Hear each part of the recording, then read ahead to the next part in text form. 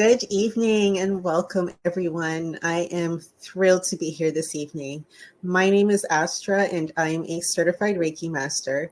I am so excited to be here with Char Wong-Richardson, self-love and confidence coach. And we both thank you for joining us this evening. Tonight is the beginning of a 3-day series where we will be diving into our personal stories, our cultural upbringings, familial expectations, external validation, imposter syndrome, and how we filter out all the noise of self-doubt to thrive. So this is us sharing our personal stories and our personal journeys with you as women, and as women raised by Chinese and West Indian parents, as moms, as healers, creators, as individuals without all the titles, rediscovering who we are without all of the noise. But it's also a safe space where we can come together and share our experiences to let you know that as you're on a spiritual and healing journey, you're not alone, and that there is a space for you. Healing is an individual journey, but having a community is so important, and we're here to be that community. So Char, thank you so much for being here with me and sharing your story tonight with me and with everybody. And it really is an honor to be here with you. No, I'm so excited we get to do this together. Thank you. I know. We've had so many insightful, funny and amazing conversations over the last several months about entrepreneurship, motherhood, relationships. But we've also had many conversations about the impact that our upbringings had on the emotional and spiritual parts of ourselves. We grew up culturally different and experienced different struggles to get to where we are. But it was so interesting to see how many similarities we had too in all of this. But before we begin and get into that, I'm hoping you would share what a self-love and confidence coach is. Yes, thank you for asking. So it's a life coach, but a very specific area that I work on. And Astrid and I were just talking about this before we actually jumped on, and it is getting in tune with yourself and filtering out, just like what you said, the familial, the societal, cultural expectations and narratives. And what we've talked about a lot about is like what you've been prescribed almost. And so it's getting to know, like, and trust yourself, like truly and deeply. And that might look completely different from what you thought your life would look like, or people have thought your life would look like. And so it's really having that foundation of optimal self-love, then it infiltrates into all your decision-making and into how you show up in your career and in your relationships, be it platonic or romantic.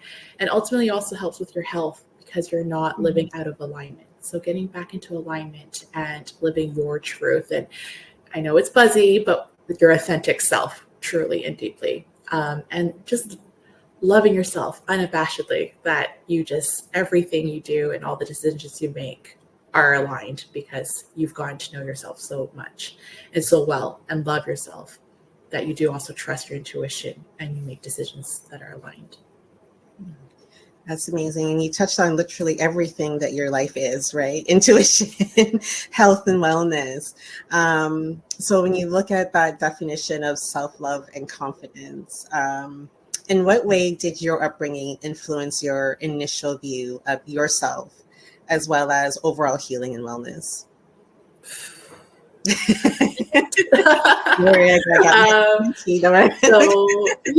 I'm Chinese Canadian. We're both Canadian. Both my parents immigrated from Hong Kong, and my upbringing, and I think it very common in a lot of immigrant families and Asian families and people of color mostly, our parents don't really talk about our emotions, our feelings, and there were no affirmations of learning to love yourself, or and confidence wasn't instilled. There's no resentment. I also, with our parents' generation and the older generation, but also culturally and being immigrants, it was, they showed love through provision. and my parents worked really hard. We're working class, and they worked really hard to send my sisters and I to private school because they thought that's the best education. That's going to be the best pathway to university. And, they did the best with what they had and what they knew at the time, and as immigrants, and they didn't have post-secondary education here in Canada, right? And so none of it, like, it wasn't talked about or touched on, or, and now we're both mamas, and if we can be more intentional and we can be conscious and to like unlearn and learn things for ourselves, and like apologizing to our kids when we yell at them. My parents would never do that, right? No, right? And Astrid and I have talked about like, oh, what questions were we asked? Like we were never asked like, how are you feeling? How are you doing? It was, are you getting good grades? Are you making enough money? Right?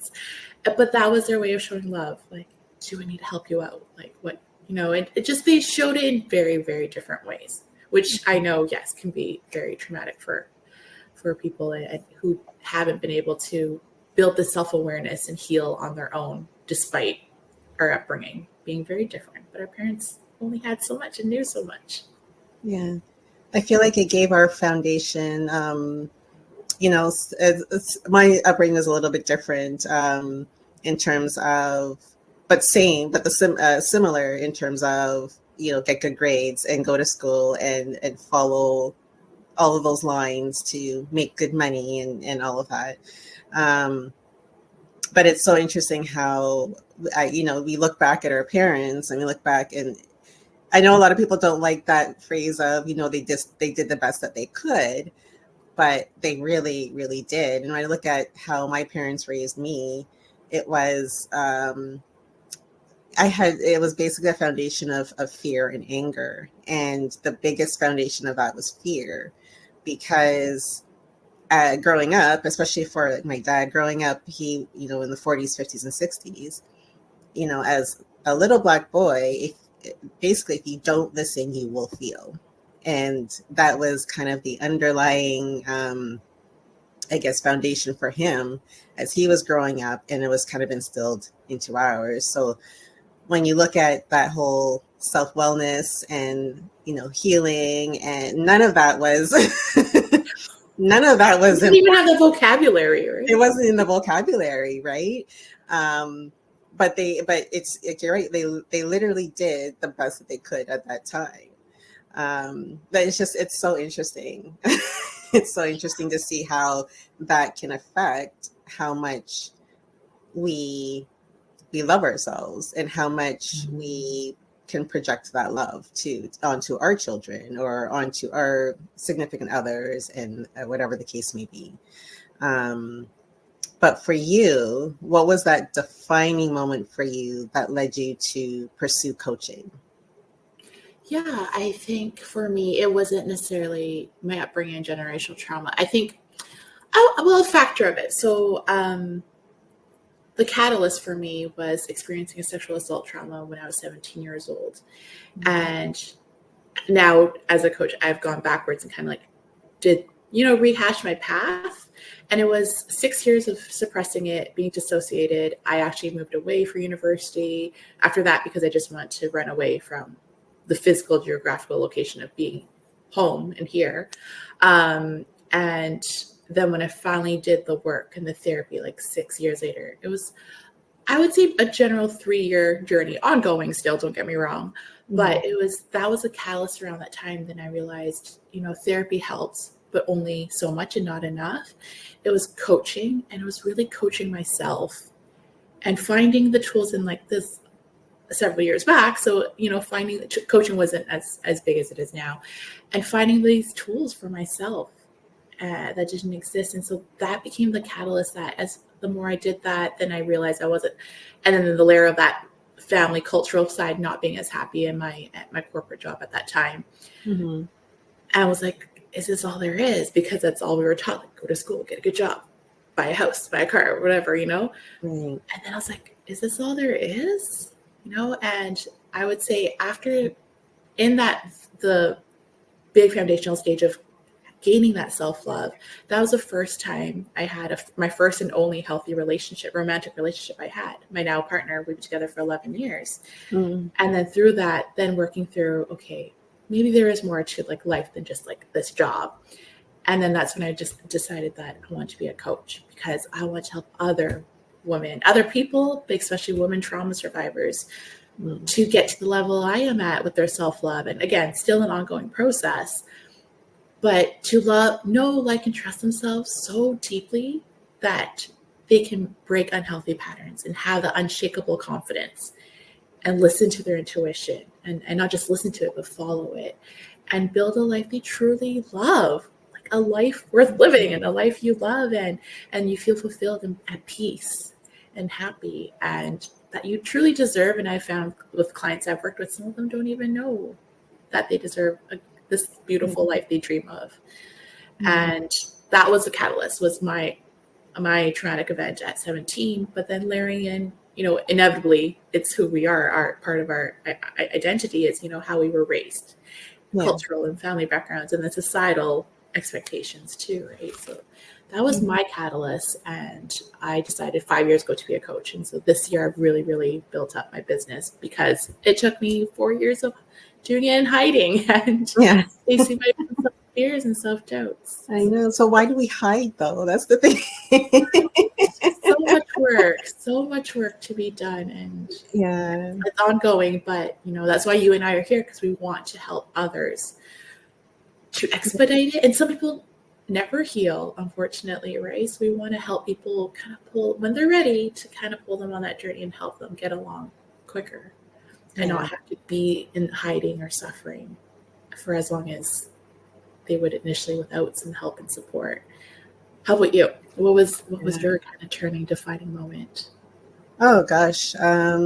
It's so funny. I look at the defining moment, then I realized there were many other defining moments that I didn't realize were defining moments. For me, it was, I guess the true moment was, I was a wedding planner in past life here.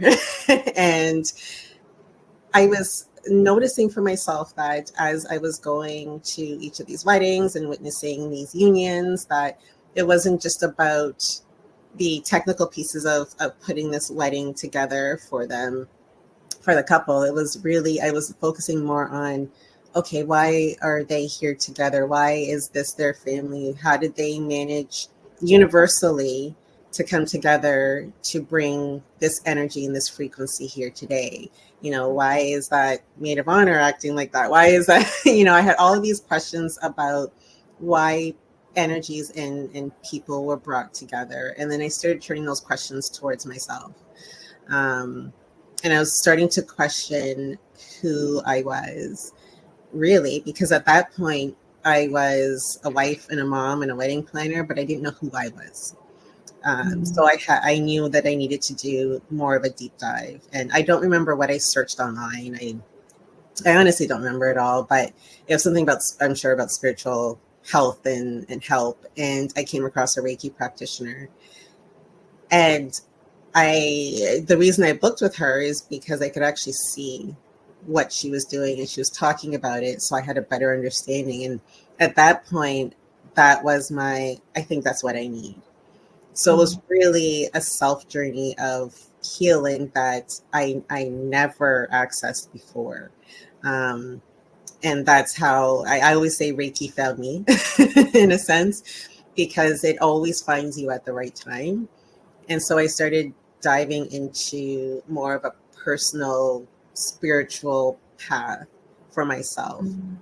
In my upbringing, I was brought up in the church. We all went to church. Well, my mom and I went to church anyway, and my siblings when they were younger as well. But it was more of, this is what we do, this is what we listen to, this is how we do it, but never, how do you feel? What are you feeling inside?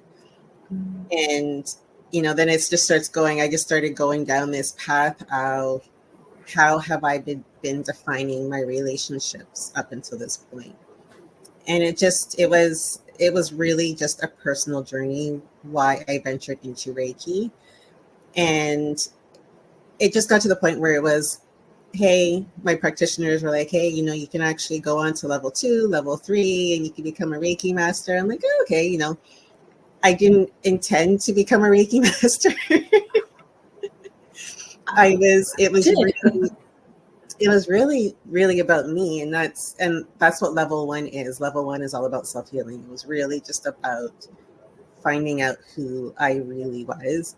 But it turned into this. There are so many women, and I've experienced even with my practice right now, especially women of color who are experiencing what I've experienced in the past. I grew up in Whitby, Ontario, so it's a very especially at that time, many years ago when I was young, it was predominantly white, and I was literally one of maybe two Black students in the school. So it was a very lonely feeling. I felt very isolated, and there were some students who were very nice, and there were some who weren't.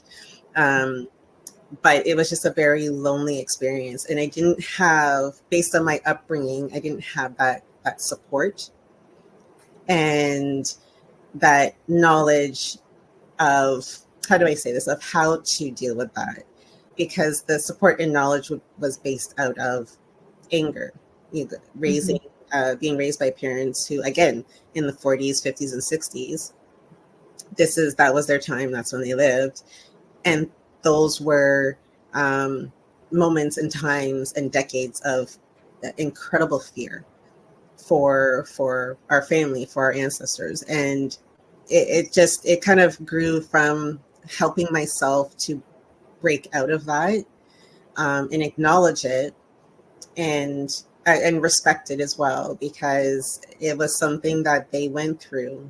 So it doesn't mean that I have to necessarily toss it away. It's just something that really helped me to go a little bit deeper in understanding that there are other women, majority women, in terms of my client and my practice, that are experiencing the same thing and feeling the same way, and want to be able to release that trauma so that they can thrive in their current life.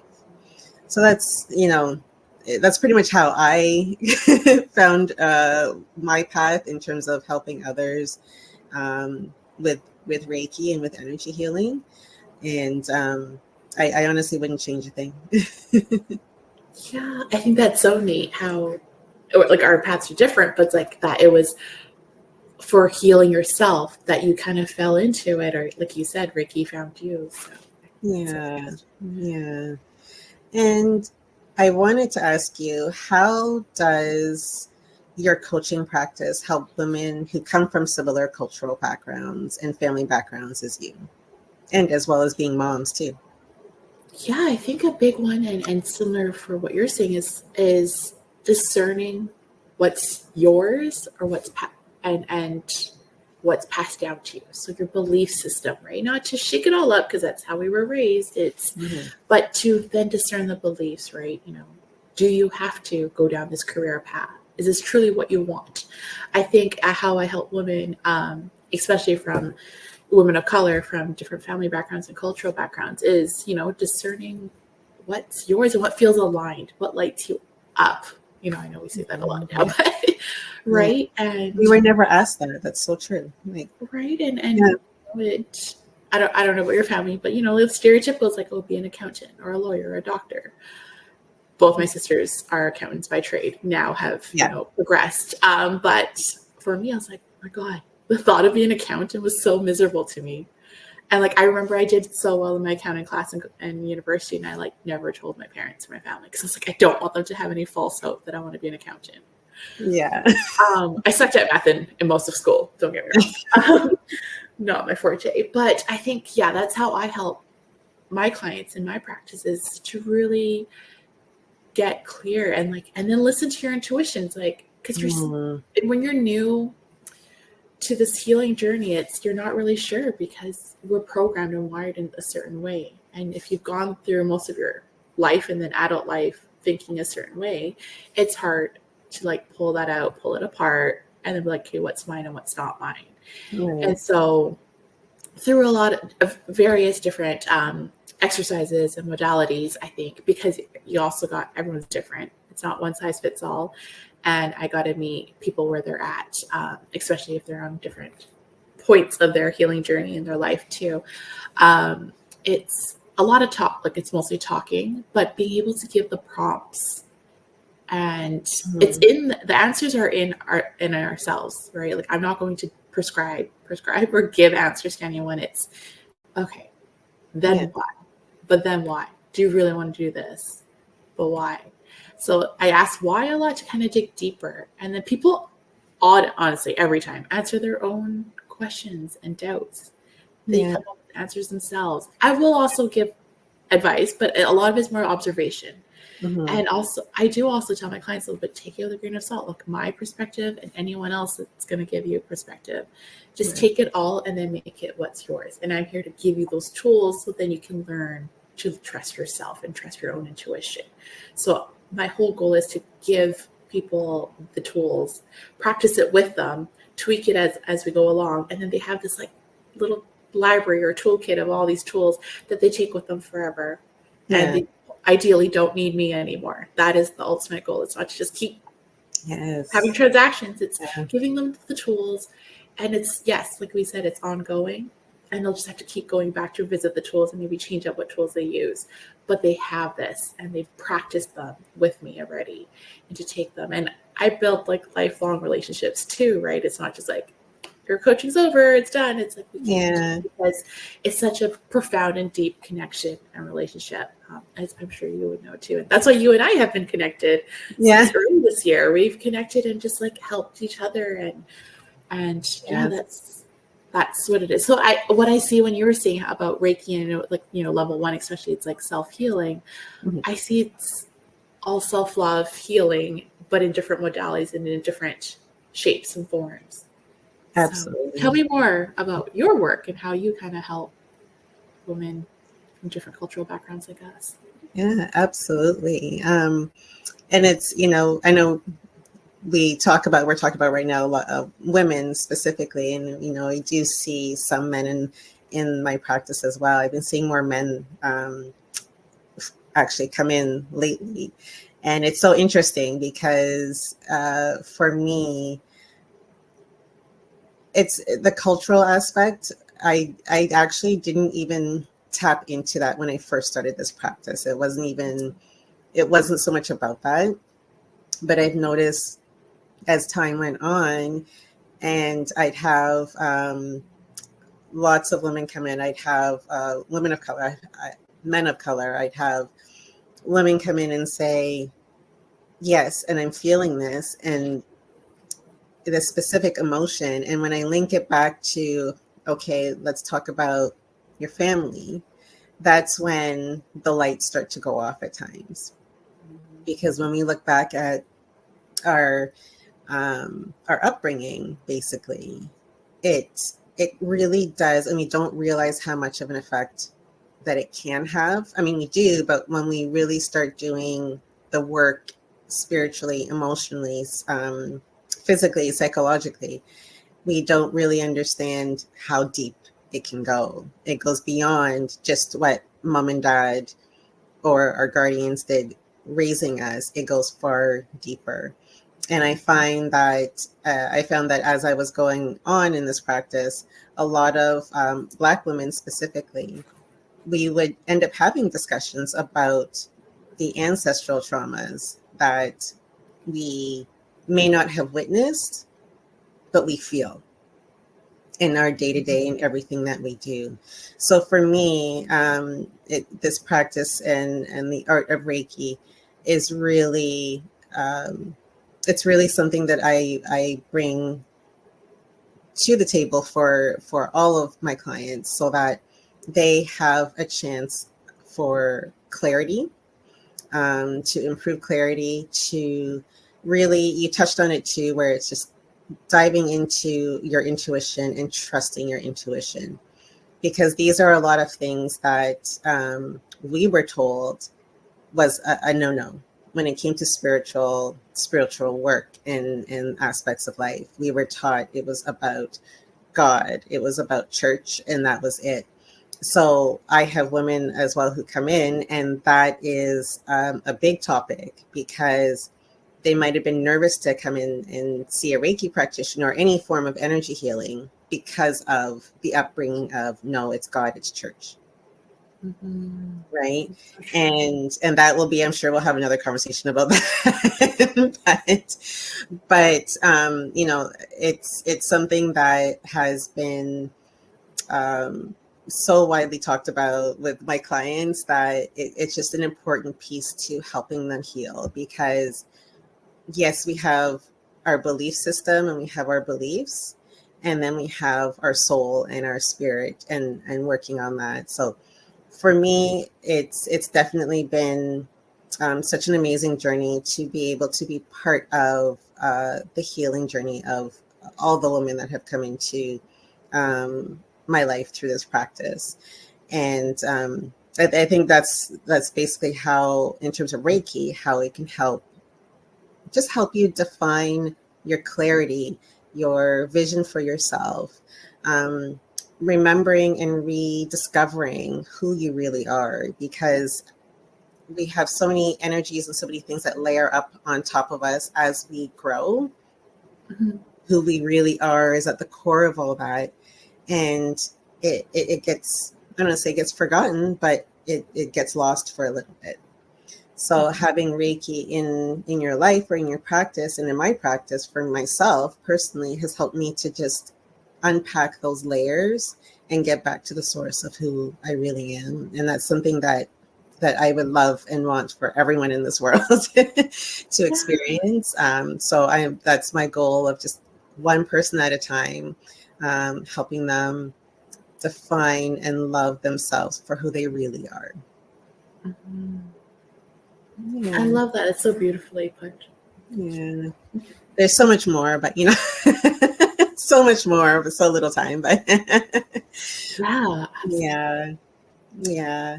But Char, this was amazing being able to chat with you and share these stories together, and to share these stories with all of our viewers, because it's really important to have that community. And this is what we're about, and this is what we're going to do. So I'm excited. We are going on this journey over the next few days, and tomorrow is day 2, where we will dive into silencing the inner critic and freeing yourself from perfectionism. So if you struggle with people pleasing, self-doubt, perfectionism, this conversation will be for you.